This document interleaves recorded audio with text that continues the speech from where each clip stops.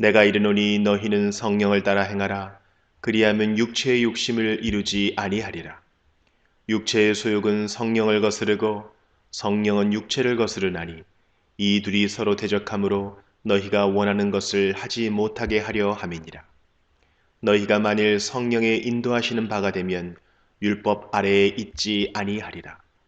육체의 일은 분명하니 곧 음행과 더러운 것과 호색과 우상 숭배와 주술과 원수 맺는 것과 분쟁과 시기와 분냄과 당짓는 것과 분열함과 이단과 투기와 술 취함과 방탕함과 또 그와 같은 것들이라. 전에 너희에게 경계한 것 같이 경계하노니 이런 일을 하는 자들은 하나님의 나라를 유업으로 받지 못할 것이요 오직 성령의 열매는 사랑과 희락과 화평과 오래 참음과 자비와 양선과 충성과 온유와 절제니 이 같은 것을 금지할 법이 없느니라. 그리스도 예수의 사람들은 육체와 함께 그 정욕과 탐심을 십자가에 못 박았느니라.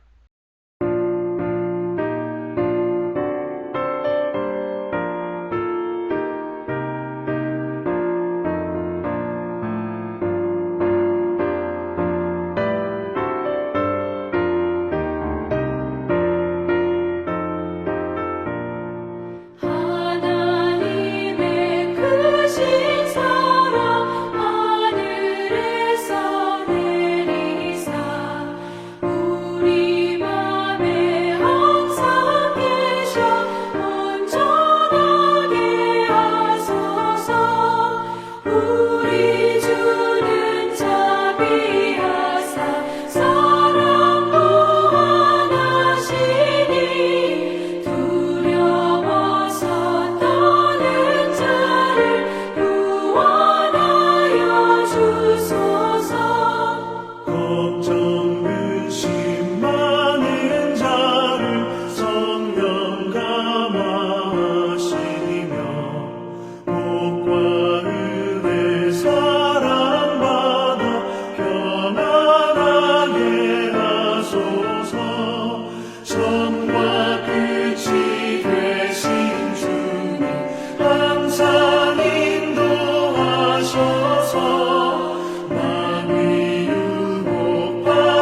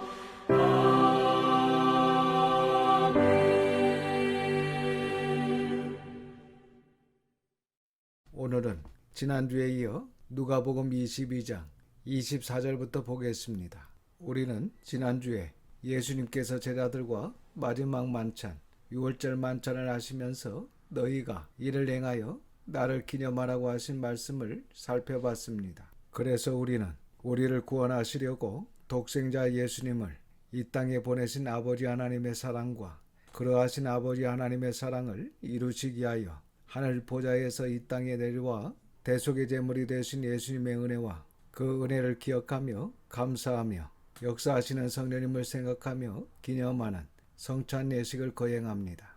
그리고 사탄의 종으로 악한 일에 앞장서는 유다를 불쌍히 여기시고 회개하기를 한두 번이 아니라 여러 번 유다로 하여금 회개하고 돌아올 수 있는 기회를 주시는 주님을 살펴봤습니다. 그때 예수님의 마음은 괴로우셨다라고 요한복음 13장 21절에 기록하고 있습니다. 그리고 예수님은 이제 십자가를 지시는 일이나 사랑하시는 제자 가룟 유다가 사탄의 종이 된 것이나 제자들이 다 예수님을 버릴 것을 생각하시고 걱정하시며 아파하고 계시는데 제자들은 예수님의 마음을 전혀 알지 못하고 서로 다투고 있었다라고 오늘 본문은 말씀하고 있습니다. 그 이유는 다름 아닌 예수님께서 유대 왕이 되실 것인데 그러면 우리 제자들 중에 누가 더 큰 자리를 차지할 것인가 라는 다툼을 하고 있었다는 것입니다. 그러한 내용이 24절부터 30절까지 기록되어 있습니다. 24절입니다. 또 그들 사이에 그중 누가 크냐 하는 다툼이 난지라. 제자들 사이에 늘 가지고 있었던 긴장과 갈등의 문제는 예수님 옆에서 누가 큰 자리인지에 대한 것이었습니다. 그러니까 예수님께서 제자들을 부르시고 사역하시는 약 3년 동안 제자들은 예수님 옆에서 누가 크냐라는 갈등이 항상 있었던 것입니다. 24절 말씀에 또라는 말을 사용했다는 것은 항상 제자들은 누가 크냐라는 문제로 시기와 질투와 논쟁이 있었다는 것입니다. 그래서 이번에도 또 누가 크냐라는 문제로 다투기까지 했다는 것입니다. 이처럼 제자들은 예수님을 따라다녔지만 늘 누가 크냐라는 마음이 항상 자리 잡고 있었고 이것이 누가복음 9장 46절에서는 제자 중에서 누가 크냐라는 변론으로 이어졌으며 오늘 본문을 보면 결국엔 제자들 사이의 다툼으로 확장되었음을 알 수 있습니다. 그러니까 여전히 예수님을 고난의 메시아가 아닌 정치적인 메시아로 오해하며 십자가 고난 앞두신 주님 앞에서 세속적인 권세, 세속적인 욕망에 따라 더 큰 자리를 욕심내고 있었던 것입니다. 그때 예수님께서 예수님의 십자가의 죽으심에는 관심도 없고 각자의 욕망을 드러내며 다투고 있는 제자들에게 말씀하십니다. 25절부터 30절입니다. 예수께서 이르시되 이방인의 임금들은 그들을 주관하며 그 집권자들은 은인이나 칭함을 받으나 너희는 그렇지 않을지니 너희 중에 큰 자는 젊은 자와 같고 다스리는 자는 섬기는 자와 같을지니라. 앉아서 먹는 자가 크냐 섬기는 자가 크냐 앉아서 먹는 자가 아니냐. 그러나 나는 섬기는 자로 너희 중에 있노라. 너희는 나의 모든 시험 중에 항상 나와 함께한 자들인즉 내 아버지께서 나라를 내게 맡기신 것 같이 나도 너희에게 맡겨 너희로 내 나라에 있어 내 상에서 먹고 마시며 또는 보좌에 앉아 이스라엘 12지파를 다스리게 하려 하노라. 예수님께서 안타까운 마음으로 말씀하십니다. 이방인의 임금, 왕, 권력자는 백성들을 그들의 마음대로 다스리면서도 오히려 잘한다고 의인이라고 인정을 받지만 반면에 26절을 보시면 너희는 그렇지 않을지니 즉 너희는 달라야 된다는 것입니다.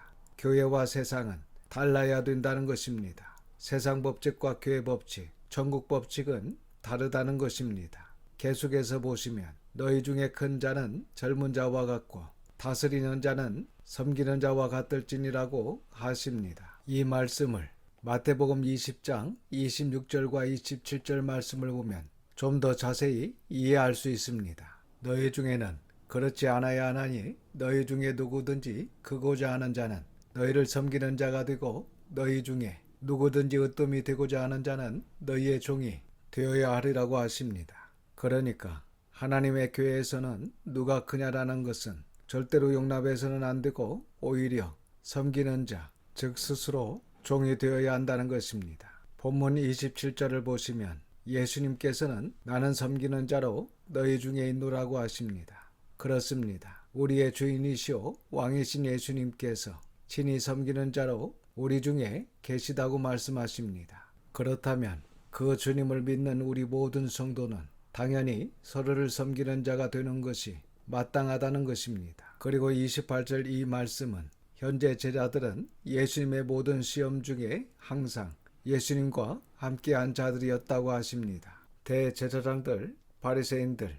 서기관들, 사두개인들, 율법학자들, 수많은 종교 지도자들이 예수님을 공격하고 괴롭히는 모든 시험 중에도 불구하고 예수님께서 하나님의 일을 감당하실 때 제자들도 늘 예수님과 함께했다는 것입니다. 예수님께서 지금 그렇게 함께한 제자들이 고마운 것입니다. 누구나 어렵고 힘든 가운데 함께한다는 것은 감사한 것입니다.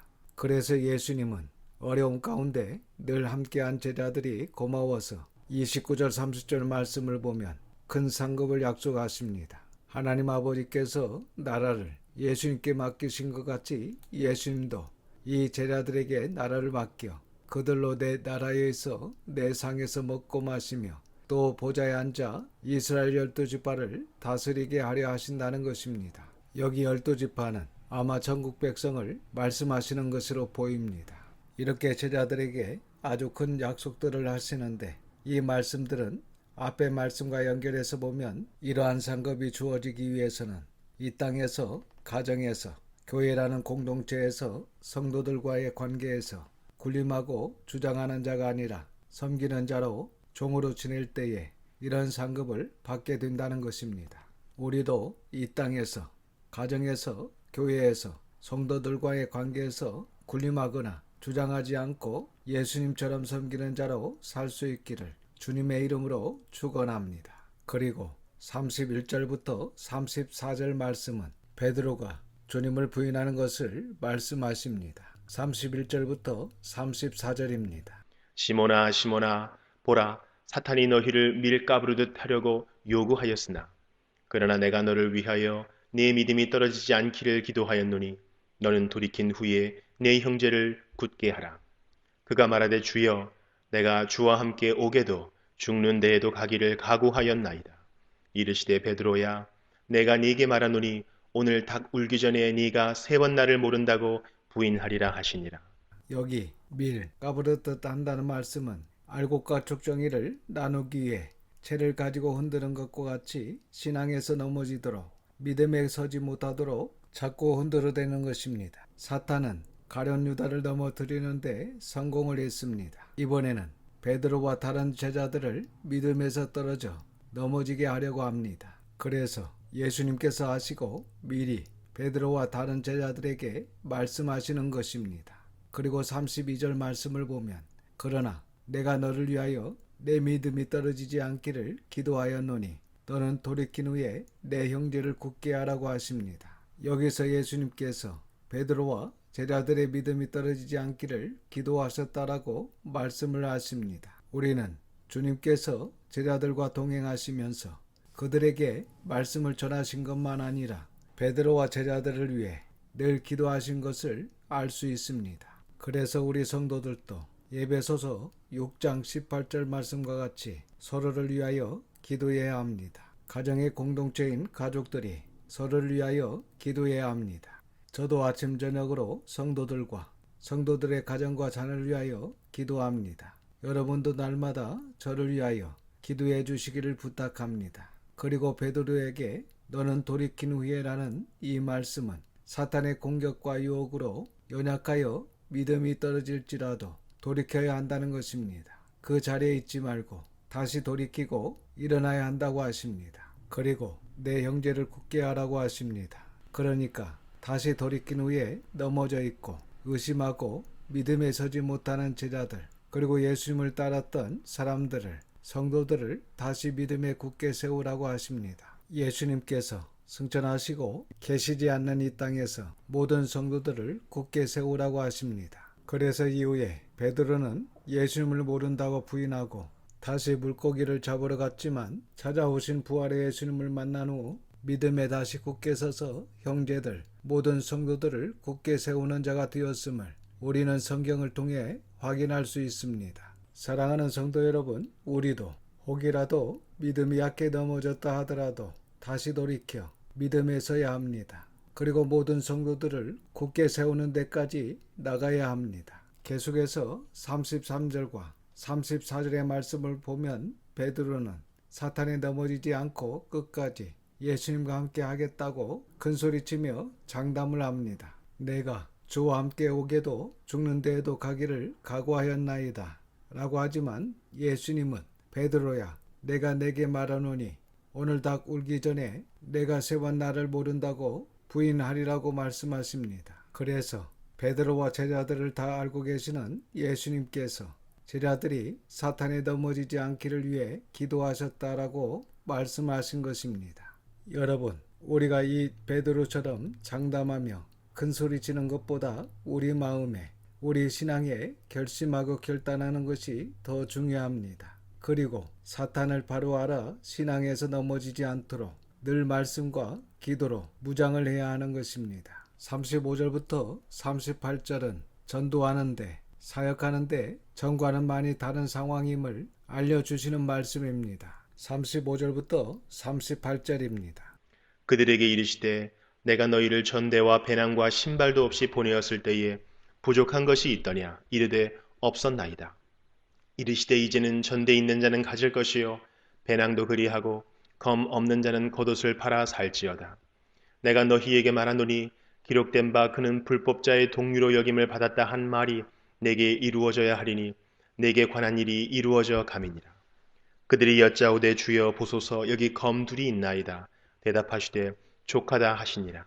여기 전대는 돈을 넣을 수 있는 지갑입니다. 예수님과 제자들이 3년 공생애를 함께 하실 때 제자들에게 부족한 것이 없었습니다. 생활은 빠듯했지만 예수님께서 함께 하심으로 전도하는 일에 있어서 특별히 사역함에 있어서 전혀 부족함이 없었습니다. 그리고 그때는 예수님께서 많은 백성들에게 환영을 받았기 때문에 제자들도 전도하러 가서 환영을 받았고 아무것도 없이 가서 사역을 했어도 백성들에게 공급을 받았기 때문에 사역할 수 있었습니다. 그런데 이제 예수님께서 십자가에서 죽으시게 되면 상황이 달라지게 될 것이다 라는 부분으로 말씀하시는 것입니다. 36절에 보시면 이르시되 이제는 이라는 말씀을 그러나 지금부터는 이라고 번역하는 것이 더 좋을 것 같습니다. 그러니까 예수님께서 함께 사역하실 때는 그러한 것이 필요하지 않았지만 그러나 지금부터는 달라진다는 것입니다. 그래서 지금부터는 전대에 있는 자는 가질 것이요 배낭도 그리하고 검 없는 자는 겉옷을 팔아 살지어다라고 하십니다. 그럼 여기서 검을 사라는 말씀이 무엇을 말씀하시는 것일까? 라는 것입니다. 문자의 의미는 실제로 칼을 사는 것입니다. 칼을 가진다는 것은 사용한다는 것입니다. 공격용이든 호신용이든 칼을 가진다는 것은 사용한다는 것입니다. 아마도 38절 말씀을 보면 제자들은 이 말씀을 문자적으로 이해했던 것 같습니다. 그러나 이후에 베드로가 대제사장의 귀를 쳐서 떨어뜨렸을 때 예수님께서 종의 귀를 고쳐주시면서 베드로에게 이것까지 참으라고 하신 것을 보면 제자들이 생각했던 것처럼 로마를 공격하거나 어떤 반란을 위한 것이 아닙니다. 그리고 11명의 제자가 칼 2개를 가지고 예수님을 지키지도 못하고 공격도 불가능합니다. 또한 예수님이나 제자들이 무력으로 일을 진행하신 적이 없습니다. 사랑과 자비와 희생으로 사역을 하셨습니다. 그래서 이 말씀이 문자적 의미로 공격하기 위해 칼을 사라는 의미가 아니라는 것을 알 수 있습니다. 그리고 38절의 제자들이 여기 칼 2개가 있나이다 라고 했을 때 예수님은 족하다 라고 하십니다. 이 말씀은 칼 2개면 됐다 라는 말씀이 아니라 제자들의 말을 중단시키는 의미로 족하다, 충분하다, 됐다 라고 하신 것입니다. 전혀 예수님의 말씀에 의도와는 다르게 반응하는 제자들을 중단시키는 말씀입니다. 그럼 검을 사라는 말씀은 이제는 전도를 위하여 돈, 배낭, 신발 그리고 여행자들이 호신용으로 요리를 위해서 필수품인 칼을 준비하라는 말씀으로 이해할 수 있습니다. 37절 말씀을 보면 이해가 될 것입니다. 이 말씀은 이사야 53장 12절을 인용하신 것으로 그는 불법자의 동료로 역임을 받았다는 한 말이 내게 이루어져야 하리니 내게 관한 일이 이루어져 가민이라고 하십니다. 그러니까 전에는 예수님께서 많은 백성들에게 환영을 받으며 사역을 하셨습니다. 그때는 제자들이 전도할 때에 아무것도 없이 전도하러 가게 되면 그곳에서 직접 공급을 받으며 전도에 집중할 수 있었습니다. 그런데 예수님께서 죄수라는 누명을 쓰시고 십자가에서 죽게 되시면 그 후에는 제자들도 예수님의 추종자로, 그러니까 죄수의 제자로서 백성들로 하여금 외면당하고 핍박의 대상이 되었기 때문에 너희들 스스로 해결해야 될 것이다. 그러기에 사역을 감당하기 위해 전도를 위해 철저히 준비하라는 의미에서 말씀하고 계시는 것입니다. 그리고 검 없는 자는 겉옷을 팔아서라도 검을 사라고 하셨는데 이것은 그만큼 상황이 위급하고 절박하고 촉박하다는 것입니다. 그러니까 그만큼 제자들 앞에 심각한 위험이 있다는 것입니다. 즉 예수님의 십자가 사건 이후에 제자들의 삶이 지금보다 좋지 못하고 악조건이 된다는 의미로 미리 준비되어야 된다는 말씀입니다. 여러분, 지금도 마찬가지입니다. 우리가 예수님을 믿으면 모든 것이 만사형통하고 모든 길이 평탄한 것은 아닙니다. 하나님을 바로 알고 정직하게 믿고 말씀대로 순종하며 나갈 때 이 땅에서 어려움과 고통과 아픔과 심지어는 나의 것을 포기할 때도 있다는 것입니다. 그럴 때 낙심하거나 좌절하지 말고 더 굳건히 믿음 위에 서서 또한 서로를 위해서 기도하며 함께 끝까지 승리할 수 있기를 주님의 이름으로 축원합니다. 기도하겠습니다. 아버지 하나님, 하나님의 거룩하신 이름을 찬양드립니다. 이 시간 귀한 말씀을 듣게 하시고 깨닫는 마음을 주셔서 감사를 드립니다. 우리의 주인이시오 왕이신 예수님께서 친히 섬기는 자로 우리 중에 계신다고 하신 말씀을 마음에 새기고 그 주님을 구주로 믿는 우리 모든 성도들이 서로를 기쁨으로 섬길 수 있도록 도와주시옵소서. 신앙생활하다가 혹이라도 믿음이 약해 넘어졌다 하더라도 다시 돌이켜 믿음에 굳게 서게 하시고 또한 모든 성도들을 온전히 세우는 데까지 나갈 수 있도록 인도하여 주시옵소서. 모든 것을 감사드리며 우리 구주 예수님의 이름으로 기도드립니다. 아멘. 지금은 우리 구원의 주 예수 그리스도의 은혜와 아버지 하나님의 그 넓으신 사랑하심과 성령님의 감화감동 역사 충만 위로하심이 어떤 상황에서도 낙심하거나 처절하지 않고 더 굳건히 믿음 위에 서서 끝까지 승리하는 우리 모든 성도들과 자녀와 가정에 함께 하시기를 예수님의 거룩하신 이름으로 축원하옵나이다. 아멘.